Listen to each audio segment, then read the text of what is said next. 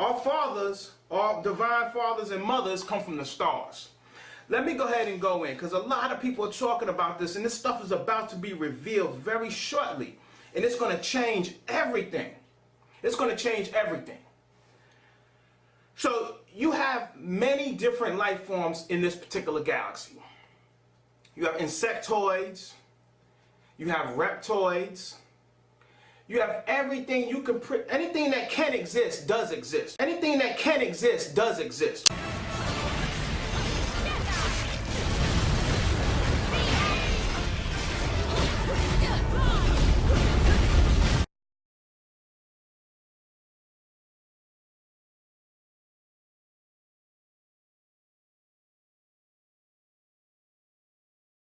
Did the Vatican find alien life? Did the Vatican find alien life? You know what? As sensationalistic as that question sounds, it's really not that far off from what we've seen in the news over these last days. The pictures of what might have been Pope Benedict standing on the roof of the Sistine Chapel looking for UFOs. That's the type of images that this news conjures up. What is exceptional is that the Vatican was taking very seriously what science might tell us about the possibility of extraterrestrial intelligent life forms. That's what the conference was about. I can't tell you that the Vatican found any alien life. I don't think that's what they were looking for, but they were taking very seriously the issue. You know the history, just like we do. I mean, they've come a long way since Galileo 400 or 500 years ago. Well, what do you think it says about the church that it's actually looking at this issue? Well, a great question, Bill. What it says is that although there have been some inglorious moments of relationship of faith and science, the Vatican, and not just Catholics, Christians in general, they brought 30 of the best scientists, the astrobiologists, of the cosmologists, of the astronomers, to tell the philosophers and the theologians what they already know about the possibility of something that could happen. You have reptoids. You have everything you can, anything that can exist does exist. I really believe that a state and the Antichrist, I believe, as you said, I believe the Antichrist is on earth. And if you're not careful, if you believe what a lot of people have been saying, that we won't know who he is, Jesus says we will. Jesus said we'll see him. Do you believe that, or you can preach what you believe? Yeah, well, here's something that goes along with what you're saying that we talked about yesterday. Remember the Zohar, the 700-year-old prophecy from the Orthodox priests who said that following the year 2012, Rome would be destroyed? That's not the whole prophecy. Guess what else they said? They said in the year 2012, because this is in a subsection of the Zohar called Signs Heralding Mashiach. It's in the Be'era section of the Zohar. They said in the year 2012, the Messiah. Now, because they didn't accept Jesus as Messiah, guess who they're talking about? They say in 2012, the Messiah will make himself secretly known to the rabbis in Israel that are watching for him.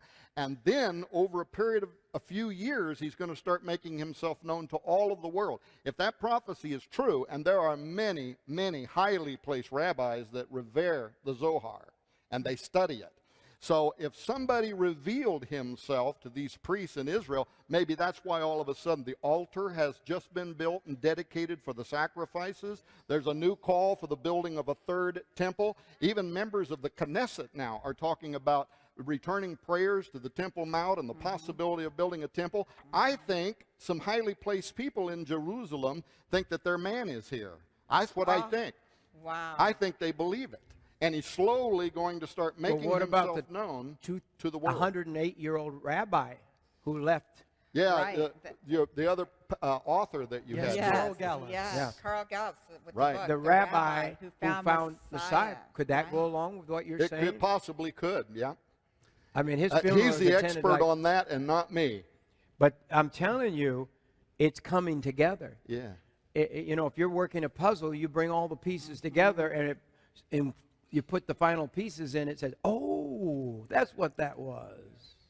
It's happening right now. What, based on the prophecies out of the Vatican that were hidden for all these generations, are they anticipating with the final pope? Well, the idea among both Catholics and Protestant scholars is that he will be the final pope. He is the one who is going to be residing over the Vatican as it enters into the Great Tribulation period. And there's also the belief among even some of the Catholic mystics that he might be a false pope, an anti-pope, somebody who helps give rise to the Antichrist. Let me tell you something. Judaism, Christianity, and other religions have focused on the year 2012. You know, remember the Mayan prediction, the end of the world in 2012? So everyone's discounted all of that, but that's not exactly what the prediction said. What did it say?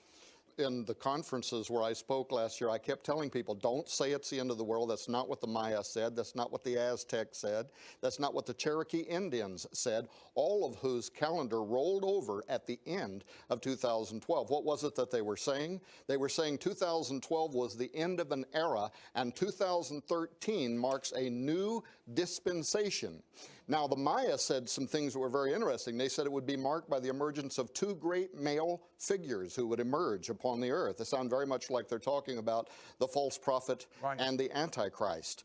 They talked about their god Bolyon Yakteku, the spirit of it, coming up from out of the underworld. Now, what does this god do? He guards the bones and the seed of the giants that are in the underworld, and that spirit would begin to rise in the year 2013, giving birth even to a new form of humanity. You're talking about what I've read about and pondered so many times in the Bible. Maybe you've read this about the Nephilim, where the sons of God cohabited with the daughters of humans and produced great giants. That's what it sounds like to me. That's exactly what I'm talking about. And furthermore, turn-of-the-century preachers, including Jonathan Edwards, marked the year 2012 to 2016 as the date when the false prophet and the Antichrist would appear. Jonathan Edwards marked the year 2012 to 2016 as the date when the false prophet and the Antichrist would appear. Dozens of Protestant reformers marked these years hundreds of years ago.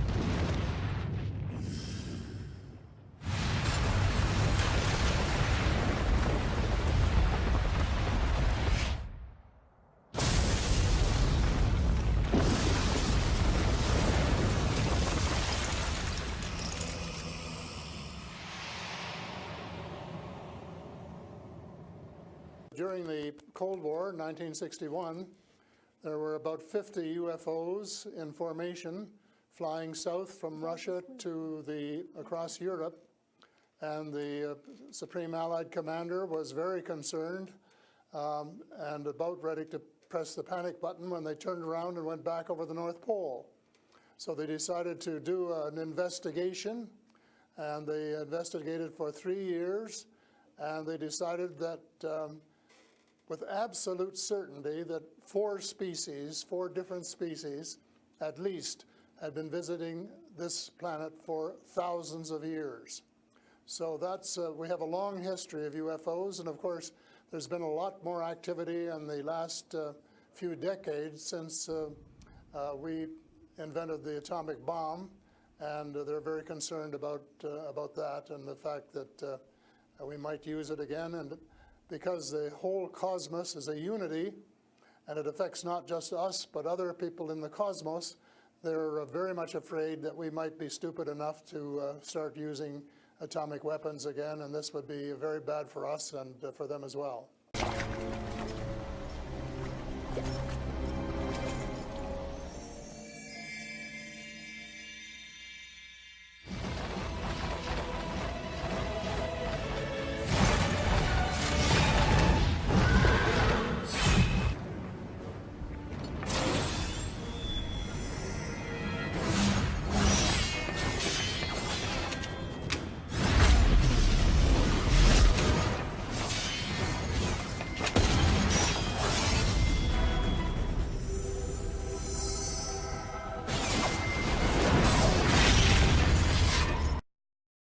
Many of you are familiar with the apparitions of Mary and Fatima and people going there and being healed, but it's not exactly the way we've been told, is it, Chris? No, it's not. What would happen if there was a massive UFO sighting? Well, what happened in Fatima, Portugal in 1917 was really just that, in my opinion. Now, up to 70,000 people gathered in a field, supposedly to see an apparition of the Virgin Mary. But if you go and read the descriptions of what people call the miracle of the sun, they actually describe seeing a gray silvery disk rotating around in the sky and kind of putting a cascade of colors, like a rainbow of colors.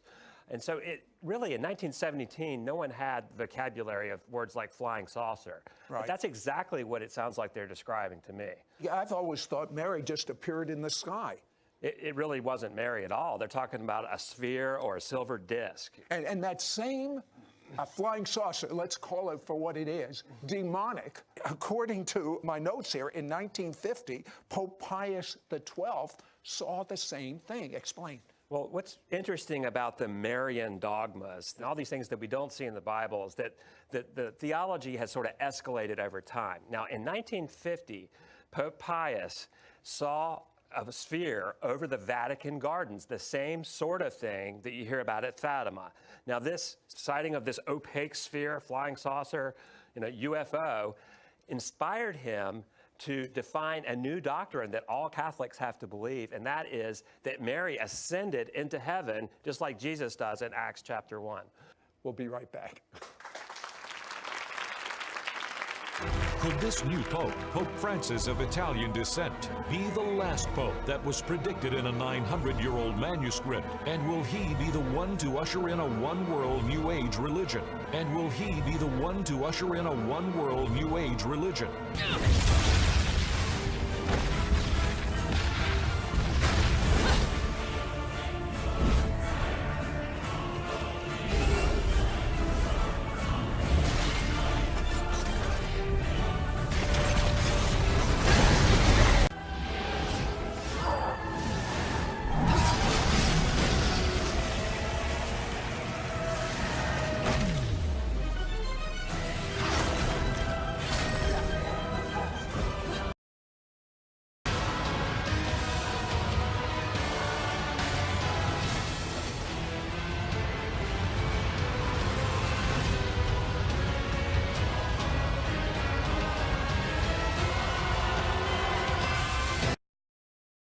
I keep telling these slow, far behind folks that if you are not tuned into YouTube, then you just don't know what time it is.